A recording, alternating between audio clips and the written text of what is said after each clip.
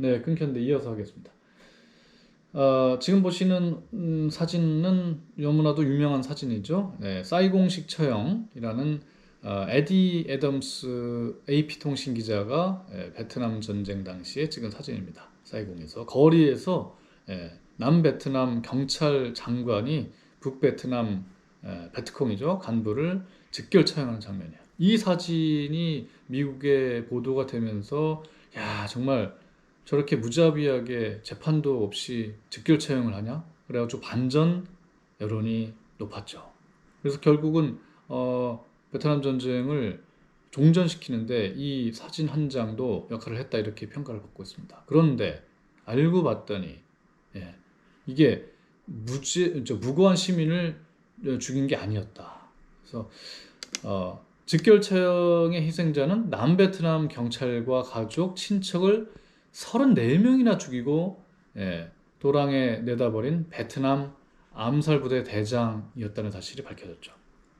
즉결 처형을 집행했던 베트남 공화국 국가경찰 총수 이 사람은 베트남이 패망한 뒤에 미국으로 망명을 했습니다마는 이 사진 때문에 평생을 잔인한 살인마로 비난받으면서 살아야 했다고 합니다. 예. 이 사진을 찍은 애덤스는 나중에 이거를 자기가 찍은 거를 후회를 했다고 그래요. 그러면서 저 뭐죠? 저 나중에 도망 다녔던 이 장군하고 가족한테 사과를 했다고 그러죠. 그리고 나중에 타임 기고문에 이렇게 했습니다. 장군은 베트콩을 죽였지만 나는 내 카메라로 장군을 죽였다. 사진은 이 세상에서 가장 강력한 무기다. 사람들은 사진을 믿지만 사진은 절반 정도만 진실일 뿐이다. 이렇게 얘기를 하죠. 우리가 좀 잘 봐야 될 것 같아요.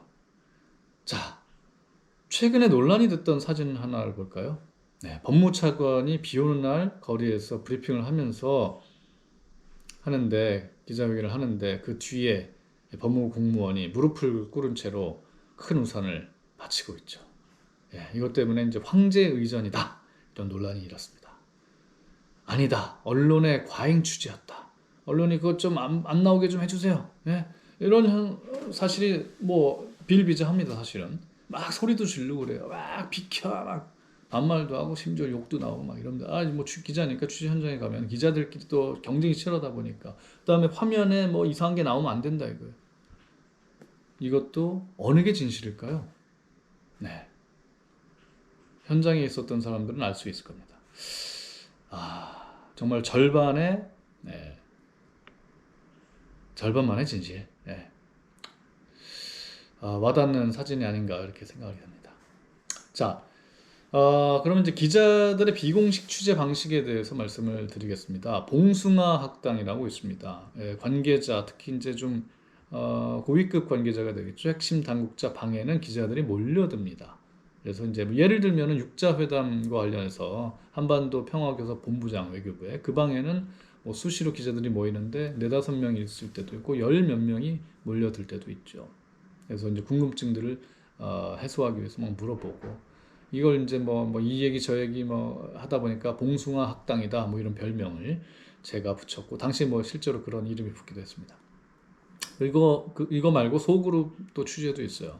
그러니까 뭐 2명, 3명, 4명, 5명 이렇게 기자들이 팀을 짜가지고 당국자를 와 같이 식사 약속을 해가지고 밥 먹는 자리에서 취재하는 뭐 이런 방식이 되겠어요.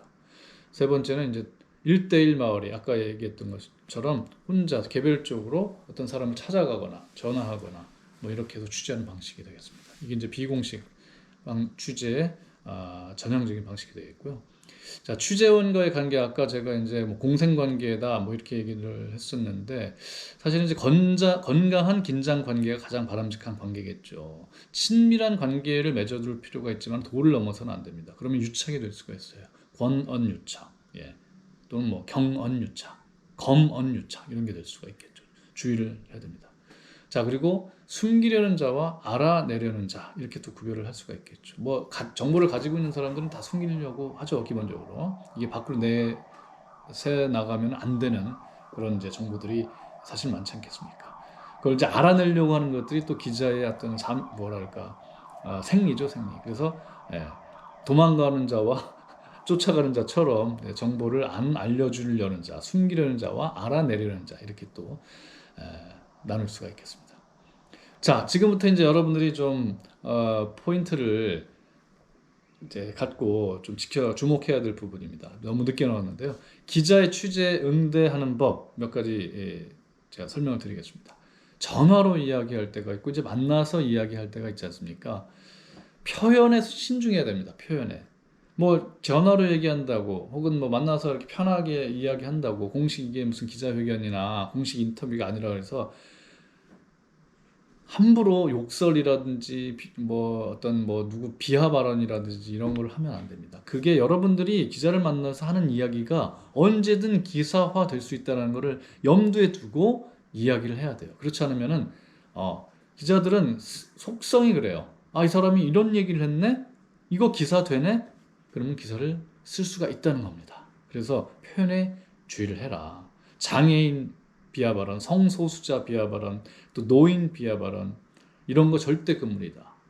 명심하시고요. 어디 기자가 있는지 없는지 확인이 안 되더라도 예를 들어서 뭐 어떤 뭐 모임에 가서 이런 얘기를 했다고 하는 것이 분명히 또 새나갈 수 있기 때문에 그런 비공식적인 자리라 하더라도 표현은 기자와의 대화뿐만이 아니고 발언에 주의를 해야 됩니다. 또 성인지 감수성이 예민해야 돼요. 예? 일본에서도 뭐 애 낳는 기계다 여자는 이렇게 어느 장관이 얘기했다가 아주 물의를 일으켰던 적이 있고 국내에서도 그런 사례가 비일비재하지 않습니까? 성인지 감수성 이거는 예민해야 됩니다. 그리고 이야기를 나눌 때 당연한 얘기지만은 논리적으로 이야기를 하면서 감정적이 아니에요. 감정을 드러내지 않고 감성적으로 이야기하는 것이 좋습니다. 네. 이제 언론을 내 편으로 만드는 방법. 어떻게 하면은 언론을 내 편으로 만드느냐. 적으로 만드는 게 아니고. 기자와의 관계 구축이 중요한데 인간적으로 친해져야 돼요. 인간적으로. 기자들하고 그냥 나는 취재원이요, 당신은 기자요. 이렇게 선을 딱 완전히 긋고 하는 것보다는 어느 정도 친밀 관계를 맺어두는 것이 좋죠. 인지상정 아니겠습니까? 내가 어려울 때 도와주고, 당신이 어려울 때 내가 도와주고. 성의껏 대답을 하는 게 좋습니다. 숨겨야 될 것까지 다 그냥 까발리라는 얘기가 아니라 그래도 기자의 입장에서 이 사람이 좀 나한테 성실하게 성의껏 이야기를 해주는구나 라는 신뢰감을 줄 수 있도록 귀찮아한다는 인상을 주면 안 돼요. 아니면 뭔가 숨기려고 한다는 인상을 주면 안 됩니다. 성의를 다한다는 인상을 갖도록 기자를 응대하라. 모르면은 취재에서 비밀이 아니라면은 내가 모르는 거면 잠시만요. 내가 그거 알아보고 다시 연락드릴게요. 그래서 자기가 내부 취재를 해가지고 기자한테 알려주면 됩니다. 그게 이제 비밀이 아닌 한 얘기하는 거예요. 그러면 신뢰관계가 쌓이고 친분관계가 쌓이겠죠. 그럼 언젠가 기자한테 도움을 받을 일도 있다는 말씀입니다. 경조사를 챙겨라. 이건 뭐 기자들한테도 제가 취재원의 경조사를 챙겨라 얘기를 하는데 기자에 대해서도 경조사를 챙기면 취재원한테 대한 고마움을 갖게 되죠. 이건 누구든지 마찬가지 아니겠습니까? 부친상을 당했거나 뭐 이런 일이 있을 땐 꼭 가서 요즘 뭐 코로나 때문에 상가집 잘 안 간다고 하긴 하지만은 그런 것들이 필요합니다. 그리고 SNS 친구가 되는 것도 상당히 중요합니다. 왜? 실제 만나지 않더라도 SNS에서 뭐 댓글을 단다든지 이렇게 하면은 가끔씩 만나는 효과가 있어요. 그러면 이제 친밀도가 높아지죠. 그리고 내가 부탁할 일이 있을 때는 솔직하게 적극적으로 부탁을 하세요.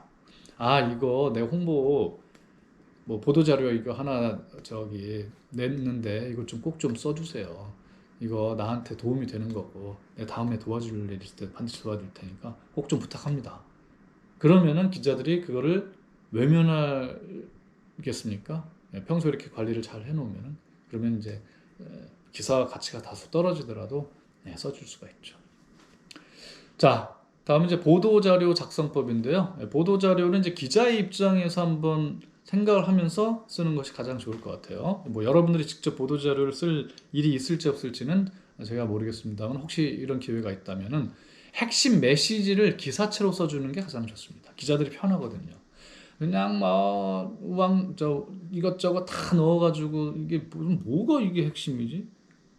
기자들 용어로 이게 야마가 뭐야 도대체?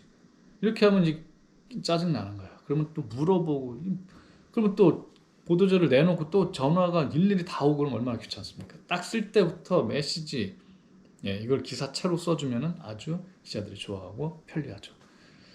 그리고 이제 상세하게 궁금증이 남지 않도록 상세하게 써줘야지 추가 전화를 안 받아요. 그 안에 보도자료 안에 핵심 메시지와 더불어서 상세한 내용까지 담아줘야지 궁금증이 남지 않도록 써야 된다. 그리고 세 번째, 데이터, 통계치, 그래프 이런 거를 많이 넣어줘라. 그래야지 그 기사 쓰기가 편합니다. 신뢰감을 주고 객관성을 띠는 자료가 되거든요. 통계치, 그래프도 잘 그려줘가지고 그 그래프를 또 방송이나 신문에 그대로 인용할 수 있게 하면은 최고죠. 그리고 이제 뭐 이건 많이 하는 겁니다만은 관계자 인터뷰까지 넣어주는 거예요. 신문은 뭐 그런 거 많이 하지 않습니까? 누구 관계자는 이에 대해서 뭐 실명으로 써야 되겠죠. 뭐 무슨 뭐 대표이사는 이렇게 뭐라고 얘기했다. 아니면 무슨 정부 부처 무슨 실장은 뭐라고 이야기했다. 넣어주면은 신문은 아주 편리합니다. 방송은 물론 이제 대면 인터뷰를 해야 되면은 그걸 토대로 가지고 이렇게 좀 얘기를 해달라 해서 방송 인터뷰를 따면 되겠죠.